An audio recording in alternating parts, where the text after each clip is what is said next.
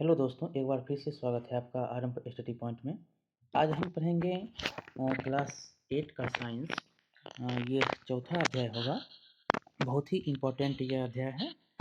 अध्याय का नाम है पदार्थ, धातु और अधातु। इसमें आपको धातु और अधातु के बारे में पढ़ने को मिलेगा। कौन अधातु है, कौन धातु है, इसके बारे में आपको पढ़ने को मिलेगा। तो चलिए शुरू करते हैं। यहाँ से बहुत सारे क्वेश्चन जो बनते हैं धातु और अधातु के, कन्फ्यूजन से भरे होते हैं, लेकिन इसको समझते हुए हम आगे बढ़ेंगे। ठीक, तो यहाँ पर हम अब पढ़ेंगे। लिखा गया है कि आप लोहा, एल्युमिनियम, तांबा आदि जैसे कुछ पदार्थों से परिचित हैं। कुछ पदार्थ यहाँ पर दिए गए हैं जो कि देख सकते हैं यहाँ पर क्या क्या है। तो पदार्थ हैं, यहाँ पर वस्तु का नाम है वस्तु, या इसको पदार्थ भी आप बोलते हैं। आपको यहाँ पर चमकदार है या निष्प्रभ है, कठोर है या कमज़ोर है, मतलब कठोर नहीं है, बहुत कठोर नहीं है। तो आयरन आप जानते हैं ये चमकदार होता है, ये कठोर भी होता है। कोयला ये क्या होता है, चमकदार नहीं होता है, कठोर भी उतना जो है बहुत ही कठोर नहीं होता है। सल्फ़र है तो सल्फ़र भी आप गंधक के बारे में, यहाँ पर सल्फ़र के बारे में देखेंगे तो ये कठोर नहीं है। एल्युमिनियम देखेंगे कठोर है, तांबा आपको कठोर दिखता है और चमकदार भी है, एल्युमिनियम चमकदार भी है। तो इस प्रकार आगे लिखा गया है, क्या आप उन पदार्थों के नाम बता सकते हैं जो धातु है। तो धातु कौन है जिसमें चमक होती है। एल्युमिनियम क्या है, धातु है। कॉपर क्या है, धातु है। शेष यहाँ पर बताया गया सारणी में शेष पदार्थ अधातु हैं। धातुओं का और धातुओं से अंतर उसके भौतिक और रासायनिक गुणों के आधार पर किया जा सकता है। उसका रासायनिक गुण के आधार पर हम उसके अंतर कर सकते हैं, वो धातु है या अधातु है। तो इसमें देखिए स्मरण करने के लिए कहता है चमक और कठोरता भौतिक गुण है। क्या है, तो चमक जिसमें होगा और जो कठोर होगा उसका भौतिक गुण होता है। क्या होता है, वो भौतिक गुण होता है। आगे लिखा गया है धातुओं और अधातुओं के भौतिक गुण। इसके बारे में बताया भी गया है कि धातु और अधातु के भौतिक गुण कौन कौन हैं, क्या हैं। देखिए, क्या आपने लोहार को लोहे के टुकड़े अथवा लोहे से निर्मित वस्तुएं जैसे कि फावड़ा हो गया, बेलचा, कुल्हाड़ी आदि को पीटते हुए देखे हैं। तो क्या इन वस्तुओं को पीटने पर आप इनके आकार में कोई परिवर्तन पाते हैं। तो आप देखते होंगे कि आकार में क्या होता है, पीटते हैं तो उसमें आकार में परिवर्तन होता है। क्या कोयले के टुकड़े को पीसने पर भी क्या कोयले के टुकड़े को पीटने पर भी वैसे ही परिवर्तन की अपेक्षा कर सकते हैं? नहीं, वो क्या होगा, चकनाचूर हो जाएगा। उसकी परिवर्तन आप नहीं कर सकते हैं कोयले को पीटेंगे। लेकिन आप देखेंगे इसको लोहे को, तो वो क्या होता है, आकार में उसका परिवर्तन हो जाता है। यहाँ पर क्रियाकलाप में भी दिया गया है, एक लोहे की कील और एक कोयले का टुकड़ा लीजिए, एक मोटे एल्युमिनियम तार का टुकड़ा और एक पेंसिल लेड लीजिए। लोहे की कील लेकर उसे हथौड़े पर पीटिए, परंतु ध्यान रहे कि इस प्रक्रम में आपको चोट ना लगे, चोट ना पहुँचे। जोर से पीटने का प्रयास करने के लिए कहता है, एल्युमिनियम के तार पर भी जोर से पीटिए, जोर से चोट करिए। इसी प्रकार जो है इस प्रक्रम का हम कोयले पर और पेंसिल पर करेंगे। तो हम देखते हैं क्या होता है, कोयला पेंसिल टूट जाता है, लेकिन आप देखेंगे कील का, तो कील का चपटा हो जाता है। तो यहाँ पर बताया गया कील की जो आकार में क्या होता है, परिवर्तन हो जाता है, चपटा हो जाता है। टुकड़े देखेंगे तो टुकड़े कौन होता है, कोयले का जो है टुकड़ा, ये टुकड़े हो गए हैं। एल्युमिनियम के तार क्या होता है, चिपटे हो जाते हैं। पेंसिल लेड क्या होगा, टुकड़े हो जाएंगे। आगे है, आपने देखा कि लोहे की कील और एल्युमिनियम की तार को पीटने पर क्या होता है, उनका आकार में परिवर्तन हो गया। यदि उन्हें अधिक शक्ति से पीटा जाता है तो उन्हें शीट में परिवर्तित किया जा सकता है। आप संभवतः मिठाइयों को सजाने के लिए उपयोग में लाए जाने वाले चांदी के वर्क से भी परिचित होंगे। आप एल्युमिनियम पर्णिका द्वारा खाद्य सामग्री को लपेटने के उपयोग से भी आवश्यक अवश्य ही परिचित होंगे।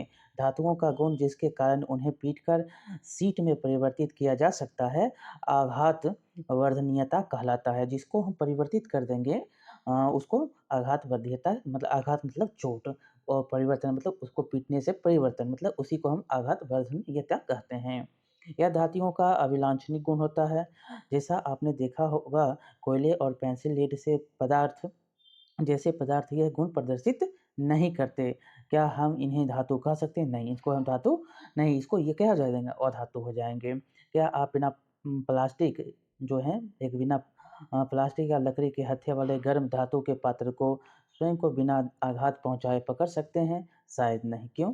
कुछ अन्य अनुभवों की सूची बनाने का प्रयास करिए जिसमें एक लकड़ी या प्लास्टिक का हत्था आपके हाथ आपको घायल होने से बचाता है। जब आप गर्म वस्तुओं को पकड़ते हैं, इन अनुभवों के आधार पर आप लकड़ी और प्लास्टिक द्वारा ऊष्मा के चालन के विषय में क्या कह सकते हैं? तो आप देख सकते हैं कि जहाँ आपको हत्थे पकड़ने में आपको क्या होता है, ऊष्मा के चालन में हत्थे में आप जलन आपको नहीं होगी, उसमें आप घायल नहीं होंगे। देखिए, यहाँ पर दिया भी गया है कि क्या आप बिना प्लास्टिक या लकड़ी के हत्थे वाले गर्म धातु के पात्र को स्वयं को बिना आघात पहुँचाए पकड़ सकते हैं? तो शायद नहीं। क्यों? तो कुछ अन्य अनुभवों की सूची यहाँ पर बनाने का प्रयास करने के लिए कहता है, जिसमें एक लकड़ी या प्लास्टिक का हत्था आपको घायल होने से बचाता है। जब आप गर्म वस्तुओं को पकड़ते हैं, इन अनुभवों के आधार पर आप लकड़ी और प्लास्टिक द्वारा ऊष्मा के चालन के विषय में कह सकते हैं। आपने एक विद्युत कर्मी के पेचकस से काम करते हुए देखा होगा। उसका हत्था किस प्रकार का होता है, क्यों? इसके बारे में हम अब जानेंगे। देखिए यहाँ पर अ, दिया भी गया है कि विद्युत परिपथ के बारे में पहले भी पढ़ चुके हैं कि किस प्रकार से विद्युत माइनस और अपन धन और ऋण जो है यहाँ पर बल्ब में दिख रहा है और दोनों दोनों अगर जॉइंट हो रहा है, अगर प्रवाहित धारा हो रहा है तो क्या होता है, बल्ब जल रहा है। तो विद्युत धारा का प्रभाव होता है या अथवा नहीं, इसमें दिखाया गया है क्या था, विद्युत धारा का प्रभाव होने के कारण यहाँ पर परिपथ जो है उसका बन रहा है और यह बल्ब जल रहा है। आगे है यहाँ पर दिया गया है कुछ जो आपको क्रियाकलाप के आगे यहाँ पर दिया गया है कि विभिन्न वस्तुओं के साथ क्रियाकलाप किया गया होगा। यहाँ पर कुछ यहाँ पर दोहराए गए हैं जो सुचालक हैं और कुचालक हैं। तो कुचालक कौन है विद्युत के और सुचालक कौन है उनके बारे में यहाँ पर बताया गया है। देख सकते हैं लोहे की छड़ क्या है, कुचालक है। कील क्या है, तो सॉरी सुचालक है। और यहाँ पर गंधक है तो ये क्या है, कुचालक है। कोयला क्या है, कुचालक है। तांबे की तार क्या है, तो सुचालक है। ठीक? इस प्रकार से कुचालक और सुचालक को हम देखे हैं। आगे है आपने पाया कि लोहे की छड़, कील और तांबे का तार क्या होता है, सुचालक है, जबकि गंधक और कोयला क्या है, तो कुचालक है। यहाँ पर कोयला और गंधक के बारे में पूछा भी जाता है कि कौन कुचालक है और कौन सुचालक है। देखिए आगे यहाँ पर पूछा गया है कि अपने अनुभव में स्मरण करने और फिर क्रियाकलाप का अर्थ यहाँ पर देख सकते हैं। जो धातु ऊष्मा और विद्युत के सुचालक होते हैं, इसके बारे में हमने पहले भी सीखा है। जो ऊष्मा के सुचालक हैं, जो कुचालक हैं। आप एल्युमीनियम और तांबे की तारों का उपयोग कहाँ देखते हैं? क्या आपने कोयले की तारें देखी हैं? तो नहीं, कोयले की तारें आपने नहीं देखे हैं, निश्चित रूप से आप नहीं देखे हैं। धातुओं का वह गुण जिसमें उन्हें खींचकर तारों में परिवर्तित किया जा सकता है, तन्यता कहलाता है। जिसको हम खींचकर परिवर्तित कर सकते हैं तारों में, वो तन्यता कहलाता है। वो धातु जिसमें वो गुण होता है, जिसमें उसको खींचकर तार में परिवर्तित कर देंगे, तो वो क्या कहलाएगा? तन्यता कहलाएगा।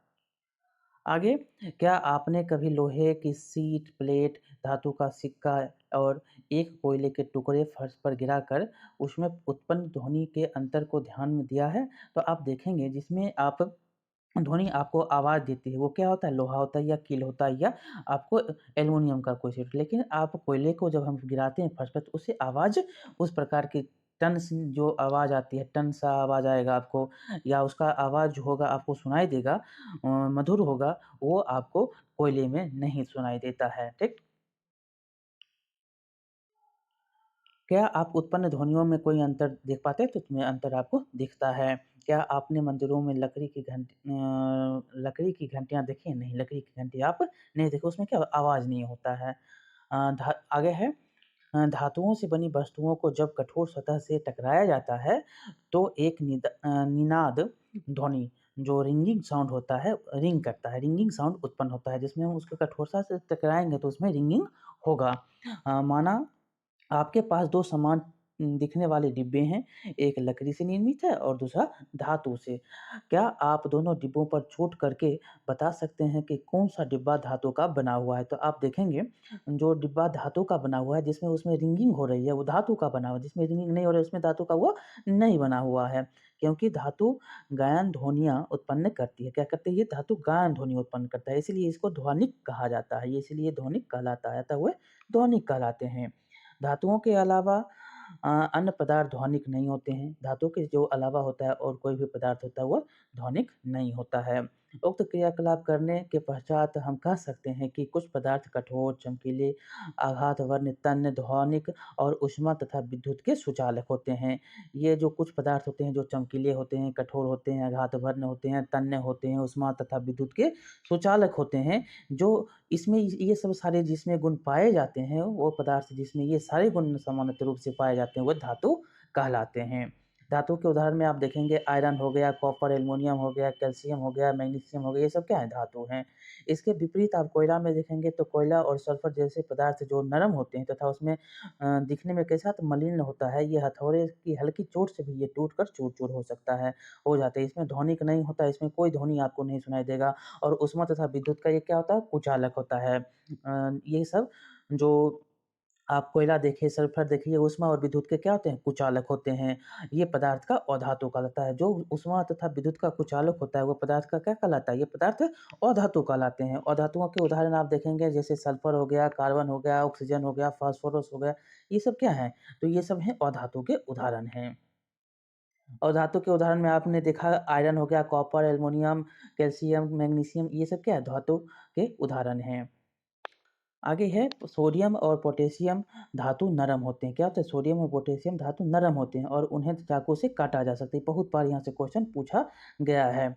किसको चाकू से काट सकते हैं? तो सोडियम और पोटेशियम को। ये धातु क्या होते हैं? नरम होती हैं। कभी सोडियम का ऑप्शन देता है, कभी पोटेशियम का देता है। तो दोनों को याद रखेंगे। सोडियम और पोटेशियम जो होते हैं ये नरम होता है और इसको चाकू से आप काट सकते हैं। मरकरी जो पारा है वो केवल ऐसा धातु है जो कमरे के तापमान पर द्रव अवस्था में पाया जाता है। ये क्या है? अवबाध है। मरकरी कौन-सी जो धातु है जो आपके कमरे के तापमान में जो द्रव अवस्था में पाया जाएगा तो वो क्या है? तो पारा है। ये पारा आपको आपके कमरे के तापमान के बराबर में पाया जाता है। अब आगे है धातुओं और अधातुओं के रासायनिक ये भौतिक गुण थे, अब है रासायनिक गुण। देखेंगे रासायनिक गुण में पहला है ऑक्सीजन से अभिक्रिया करके। ऑक्सीजन से हम अभिक्रिया करेंगे तो क्या होता है? देखिए आप आयरन में जंग लगने की परिघटना से परिचित हैं। जंग बनने की अभिक्रिया का स्मरण करने के लिए कहता है कब? वायु और ऑक्सीजन हवा के पानी और ऑक्सीजन की या हवा के प्रकोप में आते हुए तो उसमें क्या लगता है? जंग लगता है। तो जब ये नमी आपको दिखेगा तो उसमें क्या होता है? जंग लगने लगता है। वही यहाँ पर दिखाया गया है कि मैग्नीशियम रिवन के वायु में दहन का क्रियाकलाप दिखाया गया है यहाँ पर और आपने सीखा था कि दोनों प्रकारों में ऑक्साइड बनता है। आयरन और मैग्नीशियम की ऑक्सीजन के साथ निम्नलिखित अभिक्रिया को पूरा करिए। यहाँ पर देख सकते हैं कैसे होता है अभिक्रिया पूरा? तो आयरन प्लस ऑक्सीजन प्लस जल से अभिक्रिया करते हुए बनता है मैग्नीशियम। यहाँ पर देख सकते हैं तो क्या होगा? तो आयरन और ऑक्सीजन और जल। यहाँ पर आयरन, ऑक्सीजन और जल को तीनों को हम देखेंगे तो FeO2H2O है तो यहाँ पर FeOH2O यहाँ पर बनता है। तो यहाँ O2 यहाँ पर बनता है तो यही यहाँ पर जो मैग्नीशियम है Mg और O2 MgO2 जो यहाँ पर मैग्नीशियम और ऑक्सीजन का अभिक्रिया करके बनता है। देखिए यहाँ पर दिया भी गया है कि आयरन, ऑक्सीजन और जल की अभिक्रिया के परिणाम स्वरूप बने जंग की प्रकृति की जांच करें। लगभग 1 चम्मच जंग को इकट्ठा करिए और उसे बहुत थोड़े जल में घोलिए। आप पाएँगे कि वह जल में निलंबन के रूप में रहता है। लटकन को अच्छी तरह से हिलाइए। विलयन का परीक्षण क्रमशः लाल और नीले लिटमस पत्रों से करिए। यहाँ पर देख सकते हैं कैसे ये अम्लीय है या क्षारीय है जैसे देख सकते हैं जंग का निलंबन हो रहा है। ये क्या है? ये जंग है। ये क्या है? जंग है और ये लाल लिटमस ये क्या है? लाल लिटमस है। ये क्या है आपको दिख रहा है? तो जंग आपको यहाँ पर दिख रहा है। तो ये जंग आपको ऊपर नीचे की ओर आ रहा है, ये पानी जो है ऊपर की ओर गंदा निलंबन हो रहा है। तो यह लाल लिटमस हम पत्र का देख सकते हैं यहाँ पर आपको जंग की परिदृश्य दिखाई दे रही है। जंग की प्रकृति का ये परीक्षण किया गया है। ये क्या है? ये जंग है। देखिए आगे क्या है, यहाँ से भी क्वेश्चन पूछा जाता है, क्या कॉपर में भी जंग लगता है? तो कॉपर में मैंने कॉपर के बर्तनों की सतह पर हरा पदार्थ जमा हुआ देखा है। तो कॉपर में क्या लगता है? तो हरा जो पदार्थ दिख रहा है वो क्या है ये? वही एक जंग है। जब यहाँ पर देख सकते हैं यहाँ पर जब कॉपर के बर्तन को लंबे समय तक नम वायु में खुला रखा जाता है, उसको हम लंबे समय तक नम वायु में खुला आसमान में रख दीजिए, तो उस पर एक हल्की जो परत जम जाती है वही जंग होता है। जब यह हरा पदार्थ कॉपर हाइड्रॉक्साइड होता है। क्या होता है? ये कॉपर हाइड्रॉक्साइड, जिसको हम CuOH2 के नाम से भी जानते हैं, और कॉपर कार्बोनेट CuCO3 का मिश्रण होता है। ये किसका मिश्रण होता है? CuCO3 का मिश्रण होता है, और इसे अभिक्रिया जब ये करता है तो ये बनाता है 2CuH2O प्लस CO2, और O2 से अभिक्रिया करके ये नम वायु है, और इससे अभिक्रिया करके CuOH2 और OH2 और प्लस CuCO3 बनाता है। ये देख सकते हैं यहाँ पर नम वायु से अभिक्रिया करके। अब मैग्नीशियम रिवर के दहन की क्रियाकलाप का स्मरण करिए। मैग्नीशियम रिवर का दहन करने पर प्राप्त राख को जल में घोलकर उसकी अम्लीय और क्षारीय प्रकृति का जो है विलयन जानने हेतु विलयन का परीक्षण करते हैं। विलयन अम्लीय है या क्षारीय है, आप इसको किस प्रकार सुनिश्चित करेंगे? तो यहाँ पर देखेंगे किस प्रकार इसको सुनिश्चित किया जाएगा। आपने परीक्षण किया होगा कि लाल लिटमस नीला लिटमस हो जाता है। लाल क्या होता है? नीला हो जाता है। लाल लिटमस नीले में परिवर्तित हो जाता है। इसलिए मैग्नीशियम के ऑक्साइड की प्रकृति क्या होगी? तो ये क्षारीय होगा। जब मैग्नीशियम ऑक्साइड की प्रकृति हम देखेंगे तो ये क्या हो जाएगा? क्षारीय हो जाएगा।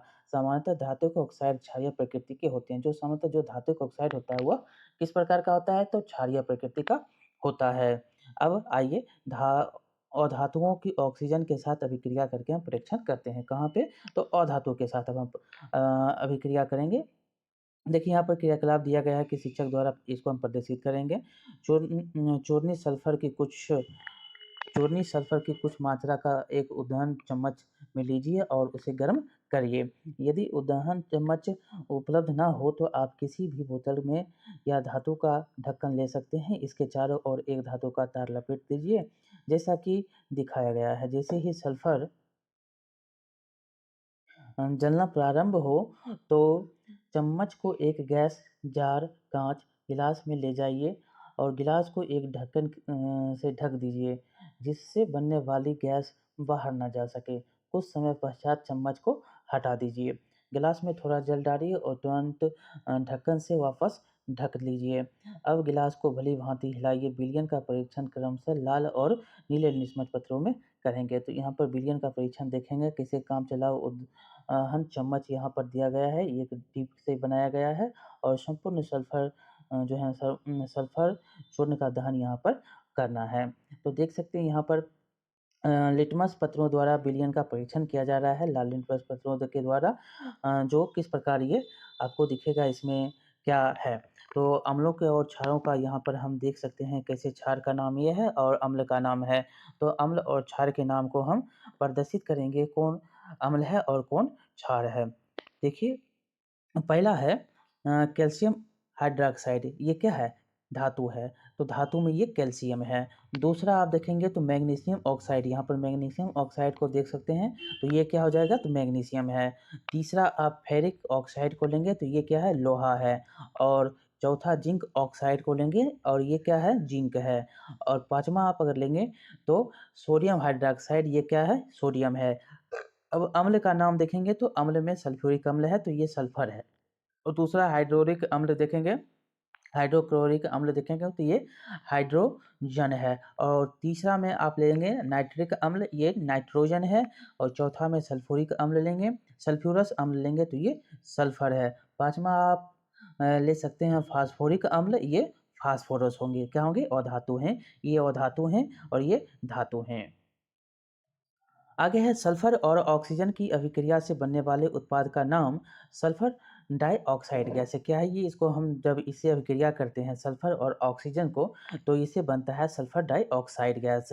जब सल्फर डाइऑक्साइड को जल में विलय करते हैं तो सल्फ्यूरस अम्ल बनता है। क्या बनता है? तो सल्फ्यूरस अम्ल बनता है जब हम जल में विलय करते हैं। तो इस अभिक्रिया को इस प्रकार आप समझ सकते हैं, सल्फर डाइऑक्साइड SO2 प्लस जल, इससे अभिक्रिया करके क्या बनेगा? SO3 इससे सल्फ्यूरस अम्ल बनेगा। सल्फ्यूरस अम्ल नीले लिटमस पत्र को लाल कर देता है। ये भी क्वेश्चन पूछा गया है। सल्फ्यूरस अम्ल क्या करता है? ये जो करता है नीले लिटमस पत्र को लाल कर देता है। सामान्यतः अधातुओं के ऑक्साइड अम्लीय प्रकृति के होते हैं, और सामान्यतः आप जानते हैं कि अधातुओं के ऑक्साइड किस प्रकार के होते हैं? अम्लीय प्रकृति के होते हैं। अब आगे है प्रयोगशाला में काम आने वाले कुछ अम्लों और क्षारों के नाम यहाँ याद करने के लिए कहता है और यहाँ पर आपने उसके बारे में पढ़ा भी है। उपस्थित यहाँ पर देखो उनमें उपस्थित धातु तथा अधातु की पहचान करिए, ऑक्सीजन के साथ अभिक्रिया के साथ ऑक्साइड बनाता है। ऑक्सीजन के साथ जो है के साथ ऑक्साइड बनाता है।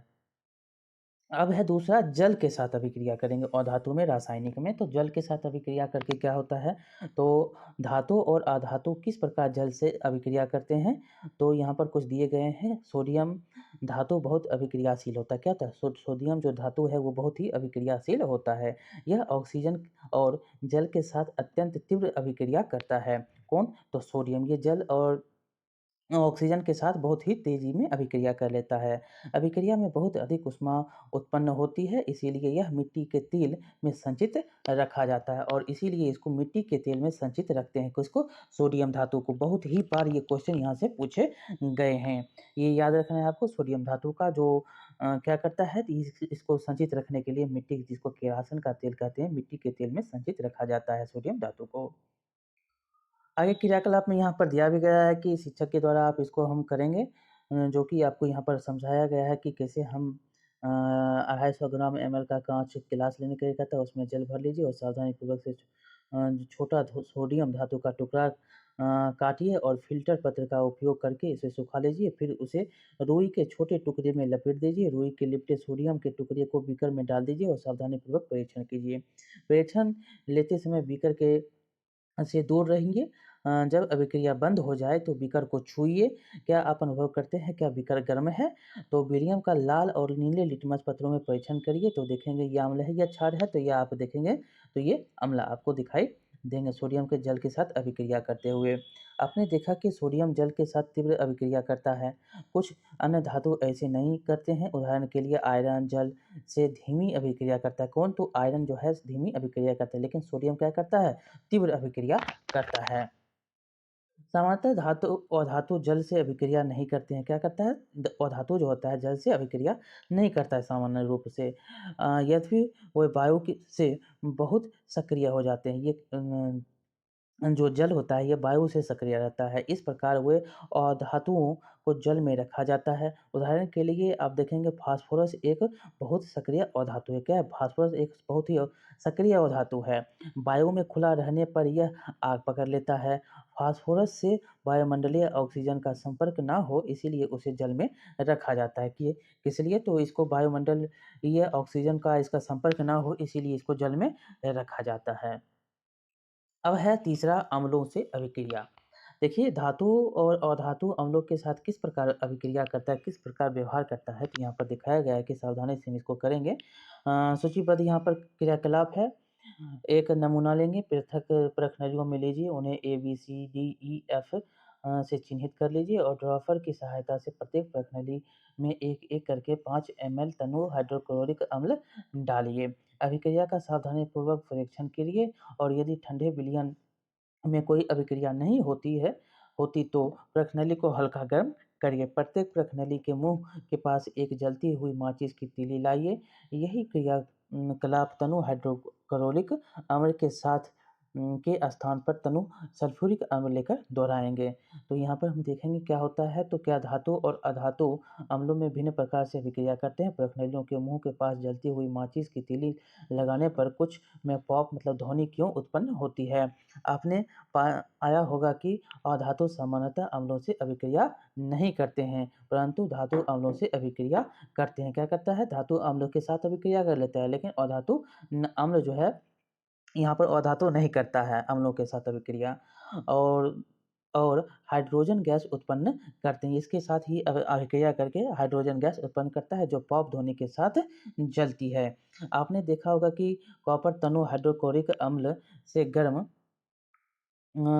हाइड्रोक्लोरिक अम्ल से गर्म करने पर भी अभिक्रिया, यहाँ पर देख सकते हैं, अभिक्रिया नहीं करता, परंतु यह सल्फ्यूरिक अम्ल से अभिक्रिया कर लेता है। लेकिन आप देखेंगे सल्फ्यूरिक अम्ल से अभिक्रिया कर लेता है, लेकिन यहाँ पर हाइड्रोक्लोरिक अम्ल से गर्म करने पर भी यह अभिक्रिया नहीं करता है।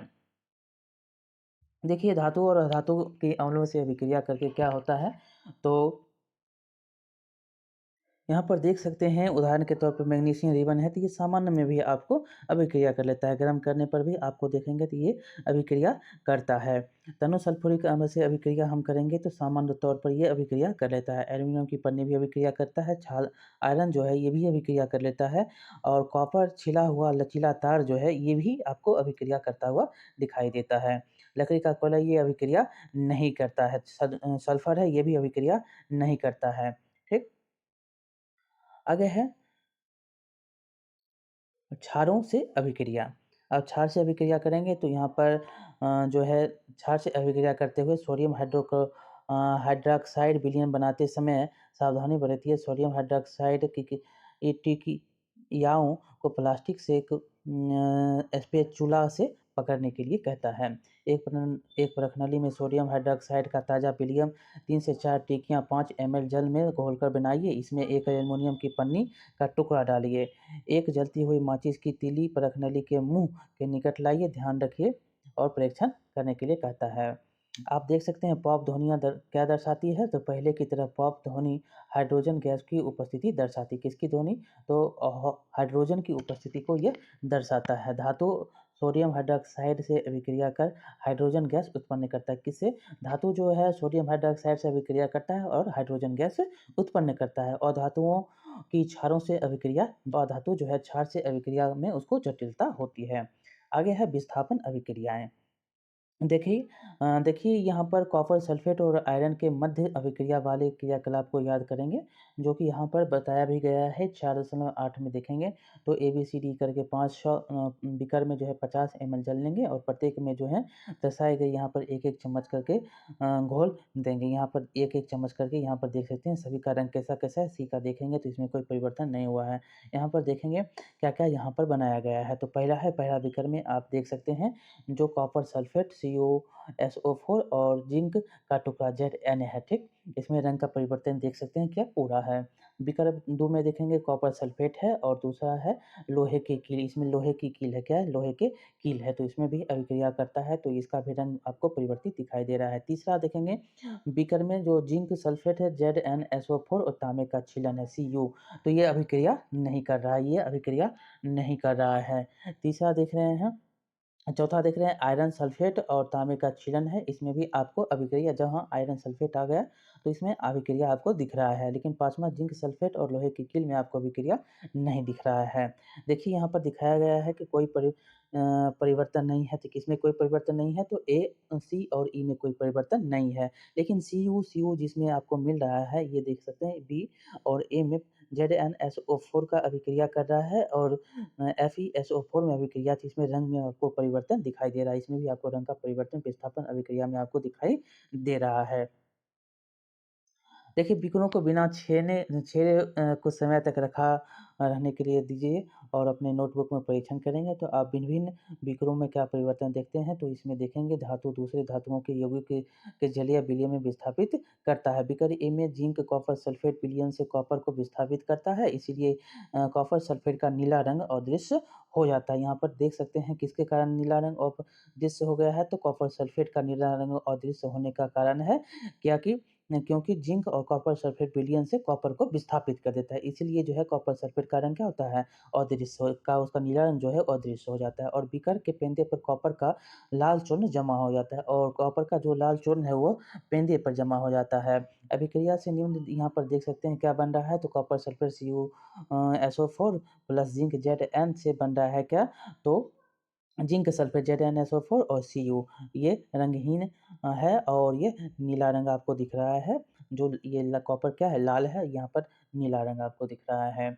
आगे है बी में देखेंगे तो क्या लिख सकते हैं तो मैंने बी में अभिक्रिया समझ लिया है और इसमें भ्रमित हूँ कौन इसमें परिवर्तित क्यों नहीं CDE में कोई परिवर्तन क्यों नहीं हुआ तो देखिए बीकर सी में जिंक का कॉपर द्वारा और बीकर ई में आयरन द्वारा विस्थापन हो सकता था। इसी प्रकार बीकर डी में आयरन का विस्थापन कॉपर डी के द्वारा हो सकता था। क्योंकि हम बीकर सी में कोई परिवर्तन नहीं देखते हम इस निष्कर्ष पर पहुंच सकते हैं कि कॉपर जिंक सल्फेट से जिंक को प्रतिस्थापित करने में सक्षम सक्षम नहीं है, परंतु क्यों? तो जबकि बीकर ए में जिंक कॉपर को विस्थापित कर सकता है, जो बीकर सी में कॉपर जिंक को प्रतिस्थापित क्यों नहीं कर सकता? याद रखिए, विज्ञान माना नहीं होता, यह तथ्यों पर आधारित निश्चित नियमों का पालन करता है। और यहाँ नियम यह है कि जिंक कॉपर और आयरन से अधिक अभिक्रियाशील है। एक अधिक अभिक्रियाशील धातु कम अभिक्रियाशील धातु को विस्थापित कर सकता है, परंतु कम अभिक्रियाशील धातु अधिक अभिक्रियाशील धातुओं को प्रतिस्थापित नहीं कर सकता है। अब आप समझ सकते हैं कि बीकर डी और ई में विस्थापन अभिक्रिया क्यों संपन्न हुई। क्या आप जिंक, आयरन और कॉपर के मध्य अधिक अभिक्रियाशील के से कम अभिक्रियाशील धातुओं के क्रम का अनुमान लगा सकते हैं? तो यहाँ देख सकते हैं, जो अनुमान इसका आप लगा सकते हैं अभिक्रिया करके। आगे है धातुओं और अधातुओं के उपयोग। ये भी यहाँ से भी क्वेश्चन बहुत सारे बनते हैं। आपको अनुमान लगाने में सक्षम होना चाहिए कि क्यों धातुओं का उपयोग मशीनें, मोटर गाड़ियाँ, वायुयान, रेलगाड़ियाँ, उपग्रह, औद्योगिक साजो-सामान, खाना बनाने के पात्र, जल, बॉयलर आदि के निर्माण में किया जाता है। आप कुछ अधातुओं के उपयोग से भी परिचित होंगे। यहाँ कुछ रोचक उपयोग दिए जा रहे हैं। हमें विश्वास है कि आप इसका सही अनुमान लगा सकते हैं। देखिए, यहाँ पर दिया गया है कि अधातु जो हमारे जीवन के लिए आवश्यक है और जिसे सजीव श्वसन के समय अंदर लेते हैं। अधातु जिनका उपयोग उर्वरक में पौधों की वृद्धि में किया जाता है। अधातु जिसका उपयोग जल शुद्धिकरण प्रक्रिया में किया जाता है। अधातु जिसका बैंगनी रंग का विलयन एंटीबायोटिक के रूप में घावों को पर लगाने के लिए किया जाता है। पटाखों में प्रयुक्त होने वाले अधातु आप अपने अनुभव के अनुसार से यहाँ पर बता सकते हैं। धातु और अधातुओं के कुछ उपयोग जोड़ सकते हैं। यहाँ पर अधातुओं के उपयोग यहाँ पर आपने देख सकते हैं। यहाँ पर मैंने देखा है, सुना है कि मैग्नीशियम, पौधे में मैग्नीशियम पाया जाता है, कि यह उसमें किस रूप में जाता है। डॉक्टर ने मेरे शरीर में आयरन की कमी बताई है। मेरे शरीर में आयरन कहाँ है? तो देखिए, यहाँ पर उदाहरण के तौर पर भी बताया गया है कि कक्षा 7 में हमने सीखा इस पेपर में कि रासायनिक अभिक्रिया में नए पदार्थ बनते हैं। ये पदार्थ उन पदार्थों से भिन्न होते हैं जिनमें अभिक्रिया होती है। अब यदि कोई पदार्थ रासायनिक अभिक्रियाओं द्वारा ठंडा करके गर्म अथवा विद्युत अपघटन द्वारा और अधिक विघटित नहीं किया जा सकता, तो वह तत्व कहलाता है। क्या कहलाता है? जिसको अधिक विघटित नहीं कर सकते, वह तत्व होगा। सल्फर एक तत्व है, इसी प्रकार आयरन और कार्बन भी एक तत्व है। तत्व के एक नमूने में एक ही प्रकार के परमाणु होते हैं। परमाणु तत्व की सबसे छोटी इकाई होती है। तत्व के भौतिक परिवर्तनों में तत्व के परमाणु अप्रभावित रहते हैं। उदाहरण के लिए, द्रव सल्फर का परमाणु पूर्ण रूप से ठोस अथवा वाष्प सल्फर के परमाणु के समान होता है। यद्यपि ब्रह्मांड में पदार्थों की असंख्य किस्में हैं, इन्हें बनाने वाले तत्वों की संख्या सीमित है। प्राकृतिक रूप से पाए जाने वाले तत्वों की संख्या 94 से अधिक नहीं है। धातुओं और अधातुओं के रूप में तत्वों का एक महत्वपूर्ण वर्गीकरण है। अधिकांश तत्व धातु हैं, शेष तत्व या तो अधातु हैं या उपधातु। उपधातु धातु और अधातु दोनों गुण रखते हैं। उपधातु जो होता है धातु और अधातु के दोनों गुण को ये रखता है। इस प्रकार ये आपका चैप्टर बहुत ही इम्पोर्टेंट था। ये यहाँ से बहुत सारे क्वेश्चन पूछे जाते हैं। देखिए, यहाँ पर आपने क्या सीखा है, तो धातुओं में चमक होती है जबकि अधातु में चमक नहीं होती है। बहुत बार यहाँ से पूछे गए हैं। सामान्यतः धातु अघात वर्णीय और तन्य होते हैं और धातु ऐसा नहीं है।